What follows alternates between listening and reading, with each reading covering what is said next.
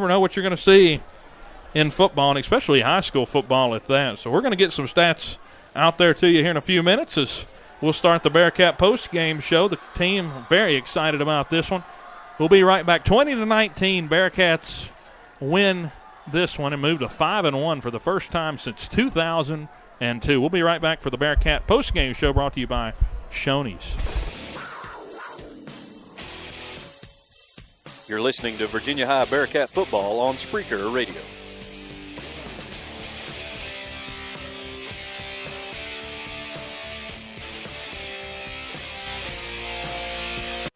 Follow Bearcat Radio on Twitter with the handle @VHS Bearcat Radio and on Facebook by searching Bearcat Radio for the upcoming broadcast schedule and shows on the flagship stream of Virginia High School athletics.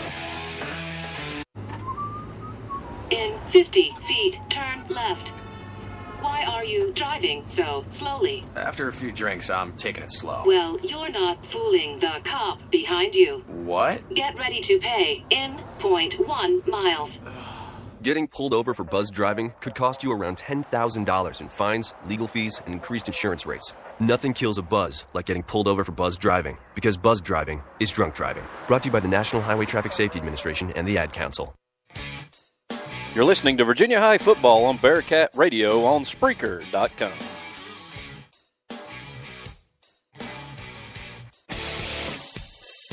Can't get enough of Bearcat sports? Come to Buffalo Wild Wings at the Falls every Wednesday at 6:30 for the Bearcat Sports Chat. The voice of the Bearcats, Dylan Hutton, will talk with various Virginia High coaches and athletes each week on the radio on location from Buffalo Wild Wings off Exit 5 in Bristol. Come enjoy wings while watching the show or listening right here on Spreaker.com. Bearcat Sports Chat, 6:30 p.m. at Buffalo Wild Wings at the Falls. Go Bearcats! Wow, what a game. So welcome to Bearcat post-game show brought to you by, or Shoney's post-game show brought to you by Shoney's, of course, Exit 5 in Bristol. Every home game till midnight, free buffet, or not free buffet, but buffet run until midnight for every Bearcat home game. Of course, on the road tonight, so don't head out to Shoney's just yet. They might open it up. We might have to go break. We got to go somewhere. I'm sure Buffalo Wild Wings is up we'll before us. We almost need a show. 20-19, the Bearcats get the win as we welcome you into the Shoney's post-game show. Wow. Again, a 1-point win is always exciting, but a win like that against a team like Abingdon, a team that you've had trouble with the last 3 years. Last year, Abingdon 56-35 win over the Bearcats, but tonight it was a Bearcats night on the field. And, to put it in perspective, a 3A school. Yeah, 3A school, a step above a 2A, and this is a good Abingdon team that's going to move on and play good football the rest of the way. I mean, they're just 5-2 now, so it's not like their season's wrecked or anything. But for Virginia High, we talked about it. Finish this non-district slate on a high note, getting ready. You got a battle next week against Graham, no doubt, but you can celebrate this one for a little bit. But this one's huge momentum-wise. Oh, absolutely. Because this was a battle all the way through. Last possession, it took all and every bit. If you're going to win the game, that's how you're going to want to win it against this team, and that's showing your resiliency, showing your fight, showing the ability this team has to be able to close out the game like that, make the big-time plays when they need to be made. And Virginia High was able to do that. And that's exactly what you're going to want with that high note coming in to your district game starting next week. And again, you're on the road again next week, and it doesn't get any easier over there in Graham. And on the road again. On the road again until we're back at home again. 2 weeks from now, we'll host Lebanon at home 2 weeks from today. Let's go to the score recap. Virginia High won the toss, took the ball, and scored. 4-yard touchdown run from Aaron Rose. He had 2 TDs on the night, but that one put the Cats up 7-0, and then we went scoreless the rest of the way till the start of the second quarter. 22-yard touchdown run from Pierre Jordan, tied it at 7. Then Lance Willis from Abingdon gave them a lead, a 6-point lead, 13-7 after a missed extra point after an 11-yard touchdown run for Abingdon. They led 13-7 at the half, did the Falcons. Virginia High would open up the second half getting a 3-and-out. Then they would score later after a blocked punt, get it all the way down to the 4-yard line, and Michael Howard able to drive it in to take the lead 14-13. Then Abingdon would score to start the fourth quarter, a 1-yard touchdown run, just a little sneak from Gabe Booth, and then, of course, the fumble by – of course, we had the missed field goal down there with about 6 minutes to go, Virginia High did. Then Abingdon gets the ball, and it seemed like everything was done for. This place was hopping. And then Jordan fumbles the ball inside the 30-yard line, and the Cats take advantage of it and score with about 3 minutes to go, and they held on to the lead 20-19 to get the win, and that was Aaron Rose that scored on the drive after they held on to the lead. And like we talked about, Abingdon was really working against the clock. Their offense is not built for a 2-minute offense, even a 3-minute offense. Hear the fans that just didn't understand. Yeah. And especially whenever it came down to just, a few seconds left, and they had to use those early timeouts, and those ended up being detrimental. And they got down to the 40-yard line. You got to give them credit, but they couldn't trust their kicker from 50 yards out. And the thing about it is, it came down to just several plays. With the game that Abingdon plays, that's exactly what they wanted. That's exactly how their offense is set up. And if you're winning in that situation, it's exactly what you need. But I mean, if you're down in a close game and you need to do something, you figured you'd have some sort of package able to combat that opportunity. And again, just a great win this afternoon. We'll get you some stats. Third down percentages throughout the game. Abingdon was 71% on third down. Virginia High, they only saw 6 third downs. They were 1 for 6 on those, so not many. But again, we also had the one converted that we ended up having to punt on, and one of them converted that we kicked the field goal on and didn't get it. So a couple of times there. But Abingdon, 71%, 5 for 7, and they were 2 for 2 on fourth down.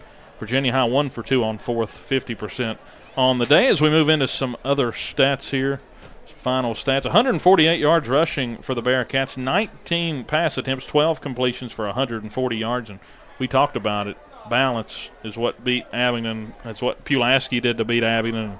288 total yards. Again, penalties an issue for Virginia High. 8 penalties for 80 yards. Abingdon 286 rushing yards, just 51 passing, 6 for 8 passing and an interception. 337 total yards of offense for Abingdon. So they're right around their average. Just they ran for less, so the defense stood up quite a bit, and penalties just 3 for 30. So Abingdon played a really, really good football game. Just a couple of turnovers really hurt them. Yeah, but you have to realize you can't have that kind of turnover, or not turnovers, but the penalty yards going into Graham next week. Graham's going to be ready to hit you in the mouth. You can't have the what-if plays that we've had the past couple of weeks come up. The missed opportunities. Next week, you're going to have to be close to perfect to pull off a big game against Graham next week. So, yeah, it was a back-and-forth game, and one of those that just wears you out watching. I couldn't imagine what it felt like to be over there on that Virginia High sideline watching the game with a jersey on, but another big win for Virginia High. And, I mean, that's again, a hallmark victory for a Virginia High team that struggled last year to get to 5-1 and beat a team that is really, really good, really physical team. Back-to-back weeks we've played physical football teams, and to get a win tonight against Abingdon is big. And some of the other stats here, Lathrop, 10 carries, 50 yards, that is Rose, 10 carries, 50 yards, 2 touchdowns. Lathrop went 8 times scrambling for 40 yards. 22, that was Michael Howard tonight. He went 9 carries for 53 yards. 2 fumbles, 1 interception for Abingdon in the ball game, and for Virginia High, 1 interception and 1 fumble. So turnovers were a factor, but of course it ends up being that pivotal one right there in the fourth quarter that ends up really deciding the ball game after all of that comes to pass. Number 1 of General Neyland's Maxis is the person who makes the least mistakes will win the game, and that's exactly what happened tonight. There was a lot of mistakes on both sides of the ball. I don't think that the touchdown drives or the scoring drives that we had were over, 35 yards? I mean, the scoring drives that we had, you had a 26-yard and a 4-yard, and I think 1 complete drive where we scored. Short field, yeah. That first drive of the game was really the only true drive that Virginia High went on, so you can credit the turnovers and, effort on defense and special teams. Coach Chris talks about special teams being where the games are won, and it really changed the momentum in the ball game. And special teams, it's really a want to. You got to want to play special teams, and Coach Chris really drives that through in his coaching style. Passing stats, Lathrop again threw for 140 yards. Carroll had 7 receptions for 94 yards, the majority of those being on that little jet sweep that they run. And Bobby Medley, 3 receptions for 29 yards. So Medley, again, being a part of the offense in a big way as a wide receiver. Abingdon Let's not count out what Pierre Jordan did tonight. Because Man. other than this fumble down here, he was lights out. And he probably, had that not happened, they run all the way down the field, kill the clock. He's probably at 300 yards rushing. What a player. Or just 200 yards rushing, pardon me. He had 152 yards rushing on 19 carries, so he was able to bust loose several times against the Cats, and he's just an athletic player, and you just got to watch out for him, whether he lines up in the slot or in that wing set or if he lines up right behind the quarterback. Here's the thing, is when he's on the field, the ball's going in his hands. And I think Virginia High started finally realizing that and combating that in their favor. And finally we just hit the ball in the sweet spot to make it come out for us and turn in our favor. We're trying to wrangle up Coach Christ. I messaged Mr. Harper to see if we could get him. We'll see if we can get him up here. If we can't, we'll come back on the air anyway. Let's go to a quick commercial break. We'll be right back to wrap up the show unless we can get Coach Christ up here on the Shoney's postgame report. Bearcat Radio is brought to you by State Line Motors. Visit State Line Motors on Euclid Avenue in Bristol.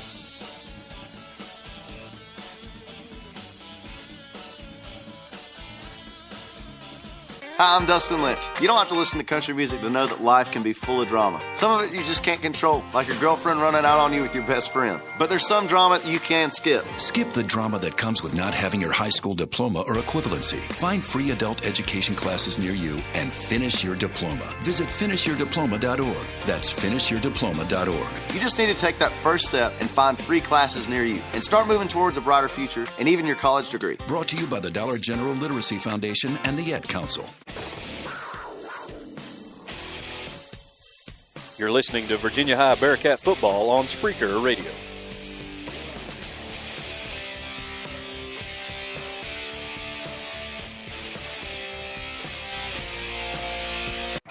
Follow Bearcat Radio on Twitter with the handle @VHS Bearcat Radio and on Facebook by searching Bearcat Radio for the upcoming broadcast schedule and shows on the flagship stream of Virginia High School athletics.